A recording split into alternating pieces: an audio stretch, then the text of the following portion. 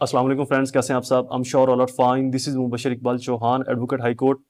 अगर मुल्ज़म का मुकदमा मज़ीद तहकीक तलब है तो फर्दर इंक्वायरी की ज़रूरत है, और अगर मुल्ज़म मफरूर भी है, इश्तिहारी भी है इस केस के अंदर, तो उसको ज़मानत दी जा सकती है। प्रोपोजिशन आपको बताता हूँ, फिर आपको साइटेशन भी इसकी बताता हूँ।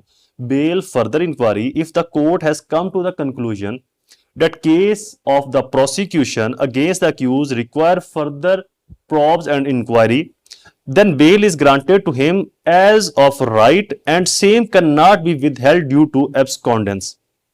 अगर मुलजिम का केस फर्दर इंक्वायरी का है और वो मफरूर हो चुका था, चाहे वो अदालती मफरूर है या पुलिस को एफआईआर के बाद मतलूब था, पुलिस को मिला ही नहीं, तो इस सूरत में भी उसकी इस सिर्फ इस बिना पर कि जो वो मफरूर था अब उसको बेल नहीं देंगे। नो, ये प्रिंसिपल गलत है। वो चाहे मफरूर भी था, बट अगर उसका केस कमजोर था, फर्दर इंक्वायरी का केस था, केस के अंदर लूप होल्स थे, प्रोज एंड कॉन्स थे, उन प्रोज एंड कॉन्स को, उन लूप होल्स को एविडेंस के बाद ही क्लियर किया जा सकता था, तो उसको बेल से इनकार नहीं किया जाएगा, उसको बेल दे दी जाएगी। 2024 एमएलडी 1363 पेज नंबर है इसका।